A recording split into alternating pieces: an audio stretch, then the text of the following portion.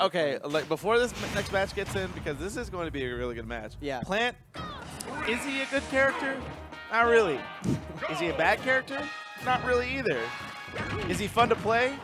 Absolutely. Ah, okay.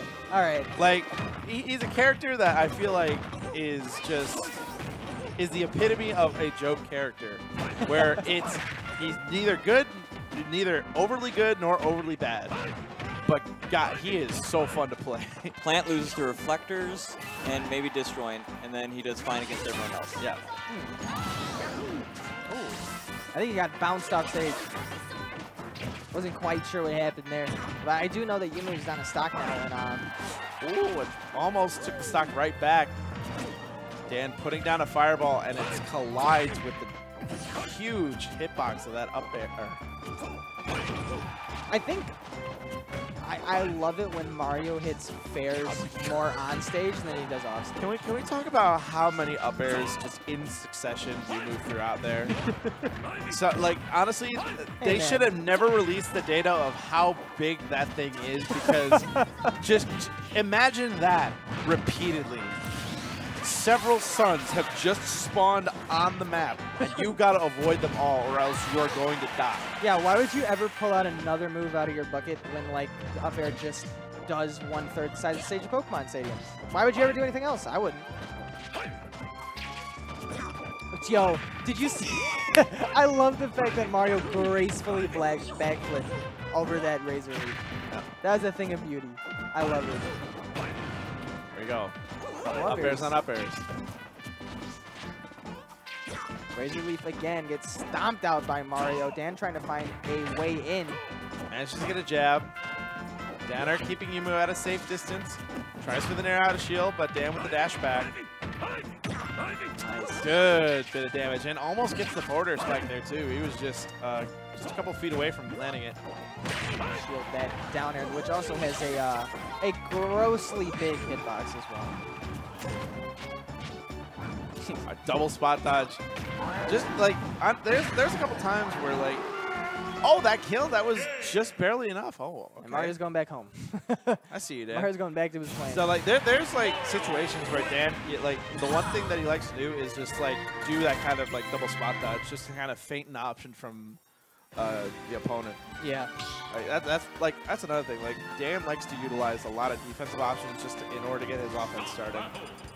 He's good at it too. Dan yeah. is so good at leading into one of those defensive options, immediately leading into like a 60 damage combo. Like, it's one of the reasons like that's well. Like his best aspect as a player has always been his conversions. Like that's just the thing that he's done better than anybody else in my opinion. There we go, game 2. Who do you think the best Pokemon is against Mario? Because I feel like I have opinion on most matchups. The best Pokemon. I feel like honestly Ivysaur, because the thing is that like Ivysaur has the ability to outrange Mario, is combo food for Mario. Air to air, Mario has short stubby aerials, so you're not going to be seeing a whole lot of trades with, you're not going to see a whole lot of clean trades with Ivysaur's aerials. You're going to see a lot of like outspacing. Yeah, that's true. I don't disagree with that. And plus, like Ivysaur has the range to camp better as a projectile that Mario has to deal with. I feel like Ivysaur just wins a lot of matchups in this game. Because I like Squirtle. Oh my goodness, he poked his eye out. Yeah. You know what? Whatever you were talking about, yeah. Look at that. Yeah, Ivysaur just kind of wins, dude. Ivysaur is just a good character. I don't hate Squirtle in this matchup. I think Squirtle, with a small profile, can make things rough for Mario at times. Just being a nimble character can be rough for Mario in general. I don't know how I feel about Charizard Mario. I feel like Charizard loses kind of badly to Mario, actually. But in this situation where one hit can mean another Dan stock loss, that's huge. So we'll see. Get down there to steal out that stock. Okay, interesting. He decided to stick with Squirtle right away. I thought he was going to go into Ivysaur. Dash check coming out. Down versatile, utilizing that pressure to kind of poke at Dan's shield, see where any weaknesses are, manages to dislodge him there. Air to air, here we go. Here comes the combos. Oh, nice. But breaking out of it. Good spot dodge. And again, trying to chase with the combos, but good DI means that he's going to bust out of those combos a little bit early. Squirtle flying off stage, trying to find a way back to stage. What a cave!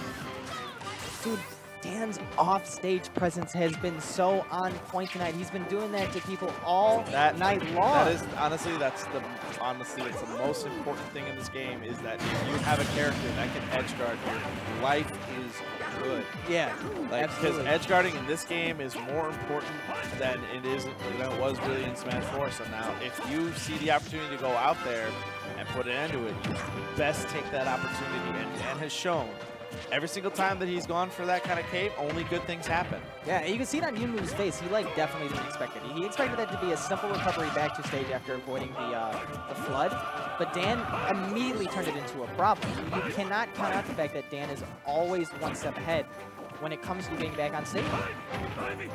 And now just like that, we saw Yoomoo have the lead, and now Dan is not too far away from the smash tag taking out his set. But once again, Trey with the up air. He's got to be careful because the damage is racking up.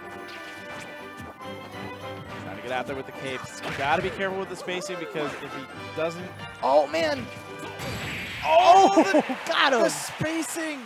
Just barely enough, and Dan is just going to steamroll his way into winners finals. That's very well done. Anytime where it seemed like Dan did not have the advantage in that matchup, he was able to turn it around. That's something that's so beautiful about Dan's Mario, is that not only is he good at keeping the lead, he's so good at turning around games where it feels like he just didn't have his whole kit ready to go that game, and then immediately just was like, oh, I guess he did. Again, man, conversions. He's the master. The master. Master Dan.